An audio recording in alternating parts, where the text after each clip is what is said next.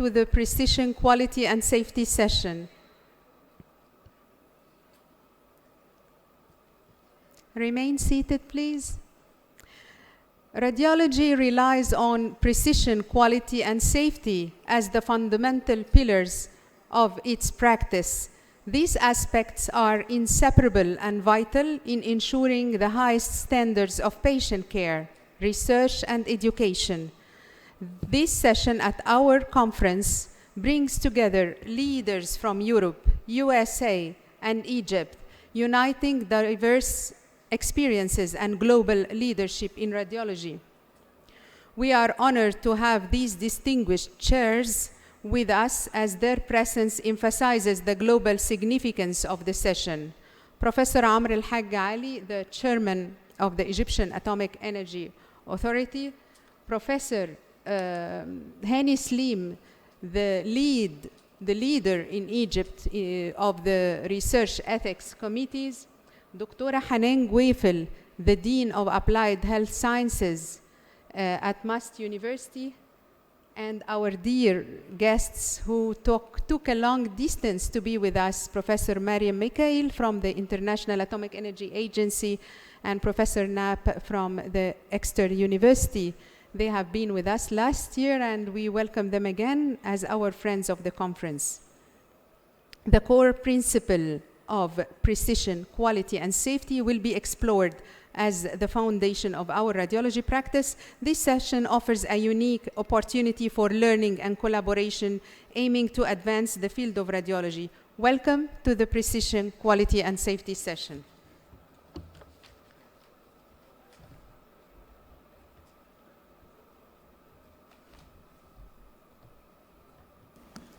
So we are honored to invite our first speaker, Professor Karen Knapp from UK. She's the head of the Radiology Department and director of the Exeter University. Please, Professor Karen. Thank you very much, and it's a pleasure to be here with you.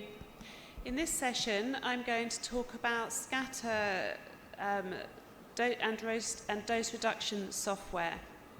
These are my disclosures.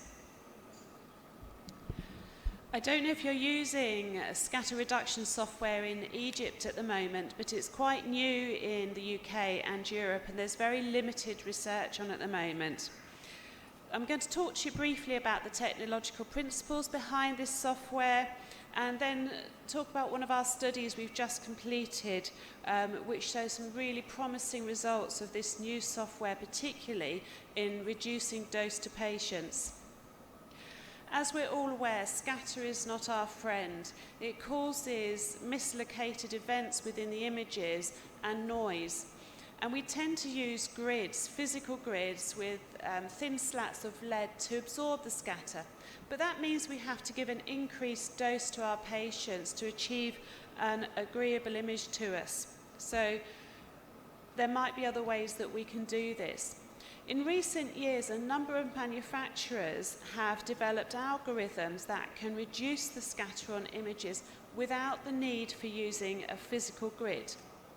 They also enhance the contrast and do a degree of denoising of the image as well. And this is all done through computational processes using simulation models and algorithmic post-processing. So this is something that you apply to your image after you've taken it. And these are just some of the manufacturers on the right-hand side here who are doing the scatter correction software. So just a little of an overview how it works. Firstly, they do some contrast improvement. We all know that scatter just reduces the contrast of our images, and they do a granularity improvement. So you can see here on the bottom, the first process is the scatter estimation. The really important thing with this software to remember is that they're taking an average of the estimated scatter. And so if you have image artifacts or differences in scatter because of different tissue thicknesses, that will be reflected in the averaging. So it's not likely to be as good as using a physical grid. And so the times that we might want to use this software could be limited, and there's a lot of research which needs to be done on that. They do a grid effect calculation, and they also do some granularity improvement, which is basically a noise reduction. And so on the left we have the input image, and on the right an image with virtual grid applied or scatter reduction software. And you'll notice that these images tend to be higher contrast than we're used to seeing as well. So some of the advantages are that it can reduce image artifacts, but also with the knowledge that this is taking away the scatter as an average, so it could also create artifacts. We do get enhanced image contrast. Now I say that this is an advantage, but actually some of the radiologists looking at these images in the UK feel uneasy about how high contrast they are, and they would prefer that they weren't as high contrast. So there's more work needed there. You can have visibility of small structures, overlapping structures, because the image has been denoised and the scatter has reduced. And the biggest thing which we need to consider is the reduction of radiation dose compared to using a real or a physical grid. So this is a slide which IBEX, one of the manufacturers, shared with me.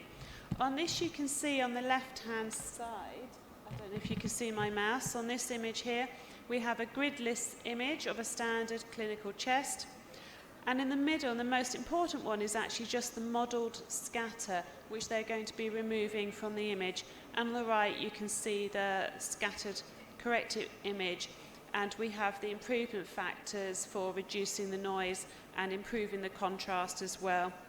And here's just an interventional image on the bottom, and you can see we get an improved visualization of a line in there. So here's just a couple of examples. This is a chest with and without. So without on the left-hand side and with on the right-hand side with scatter correction software. And here's just a demonstration of a pelvis. Now, bearing in mind that you're not using a physical grid to acquire these, they're going to look quite noisy images on the uncorrected ones. So we undertook a study in Exeter to look at the impact of scatter correction software on lumbar spine imaging. We did this as a phantom-based study so that we could use repeated measurements to get some statistical significance, and we used 8 tissue thicknesses. We've created a body fat phantom which gives us BMIs ranging from about 18 kilograms per meter squared to around 45, 46 kilograms per meter squared. These are the tissue thicknesses, so we ranged from 19.6 centimeters to just under 35 centimeters, so a big difference in our tissue thickness.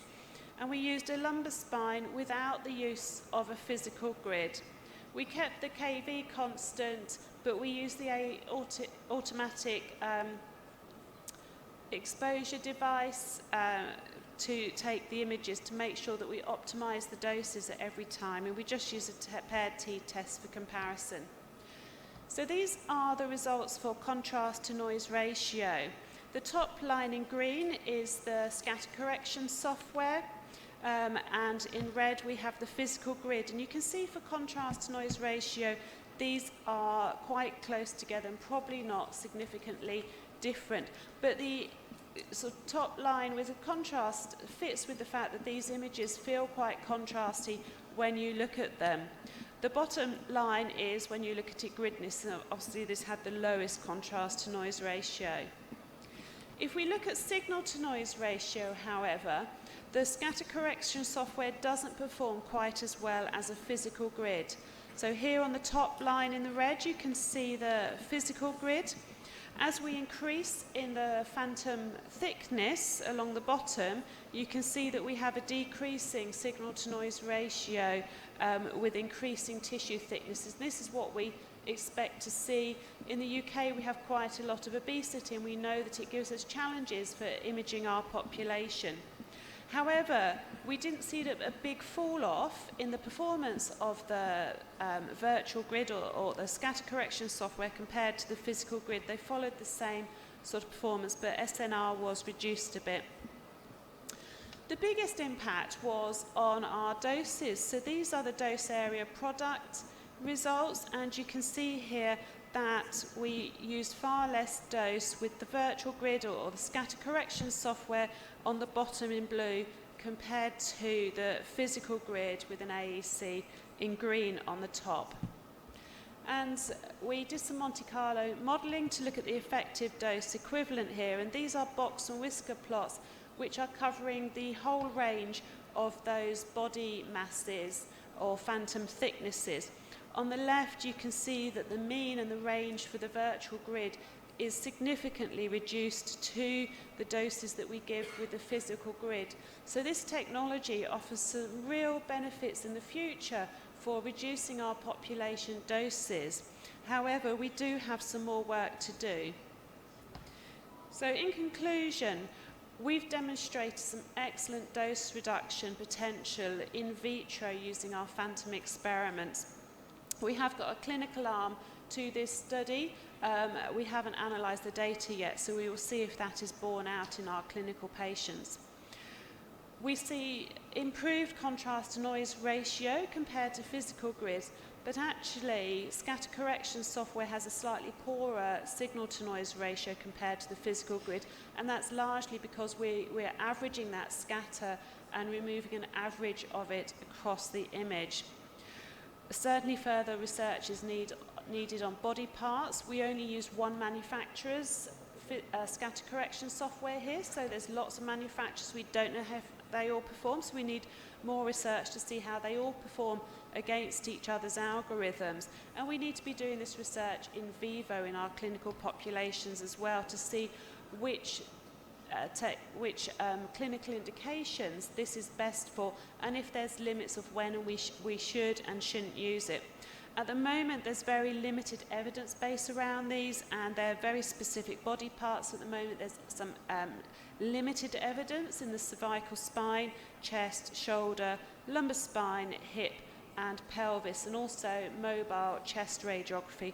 But that is all we have, and we certainly need to be working as a community to build the evidence base around this really promising technology for dose reduction. Thank you.